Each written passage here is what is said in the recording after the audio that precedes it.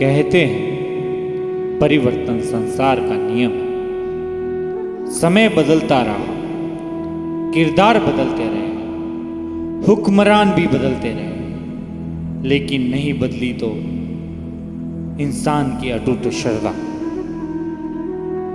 ऐश्वर्णा पर्वत की गोद में बसा यह अनूठा शिवालय सुरेश्वर महादेव। यूं तो प्रदेश भर में अनेकों शिवालय हैं, लेकिन आहोर उपखंड मुख्यालय से 15 किलोमीटर की दूरी पर पांडवगरा गांव बसा है और वहां पर ऐश्वर्णा पर्वत की वादियों में बसा शिवालय सुरेश्वर महादेव, जिसको अनोखा बनाती है इसकी कहानी। पुरानी मान्यता के अनुसार जब पांडव अपने अज्ञातवास में थे, तब ऐश्वर्णा की इन पहाड़ियों में अपने कुछ दिन गुजारे और एक शिवलिंग की स्थापना की। लेकिन महाभारत काल उपरांत सैकड़ों शताब्दी बीत जाने के बाद भी यह शिवालय गुप्त रहा। वर्तमान में इसके मठाधीश श्री श्री 1008 पर्वतगिरी जी महाराज हैं, मगर इस तीर्थ को जनमानस के समक्ष लाने का श्रेय जाता है वर्तमान से लगभग 300 वर्ष पुरान हरियाणा प्रदेश से आए संत फतेहगिरी जी महाराज, जिन्होंने इस तीर्थ को अपनी तपोभूमि बनाया। वहाँ एक गुफा में शंभू की उपासना की।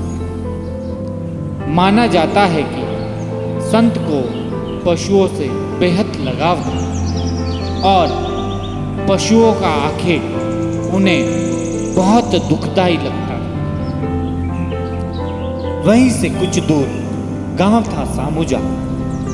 वहां के ठाकुर सुर सिंह जी उदावत, जो कि शिकार के महारथी और बहुत शौकीन थे, एक बार एक विशाल जंगली सूअर, जिसे स्थानीय भाषा में सूर भी कहते हैं, वो गांव में घुसा। लोग भयभीत होने लगे, हाहाकार मचने लगे।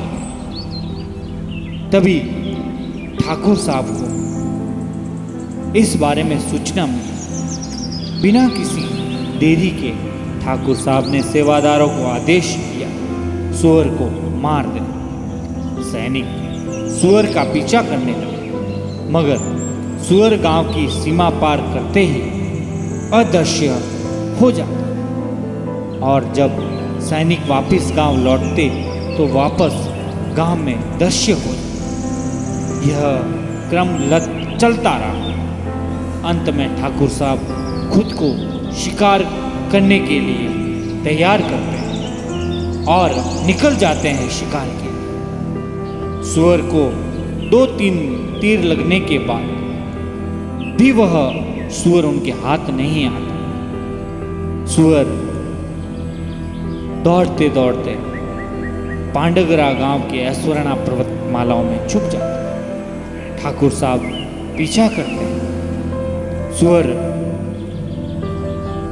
एक गुफा में जाके छुप जाता। जब ठाकुर साहब अंदर पहुंचे तो देखते हैं कि एक संत, जिसका देह लहू से लथपथ है, वो गहरी साधना में लीन है, परंतु सूअर वहां नदारद था।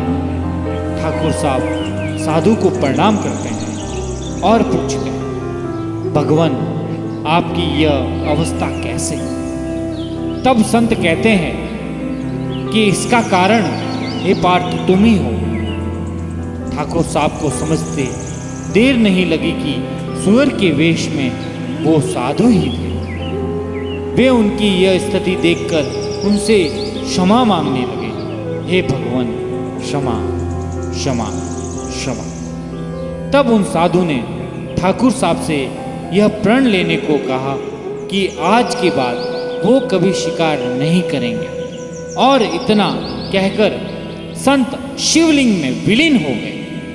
तब से यह तीर्थ सुरेश्वर महादेव कहला और तब से लगाकर आज तक मानवीय श्रद्धा का अनुपम शिवालय आज भी हजारों श्रद्धालुओं का आस्था का केंद्र बना हुआ है। श्रावण मास में भक्तों का तांता एक नई शारीरिक और मानसिक ऊर्जा देता है। मंदिर का कण कण शिव स्तुति में डूबा नजर आता है। अवसर मिले तो जरूर घूमिएगा और महसूस कीजिए इन वादियों में घूमती दिल को सुकून देने वाली हवाओं। हे सुरेश्वर, जय सुरेश्वर, जय सुरेश्वर।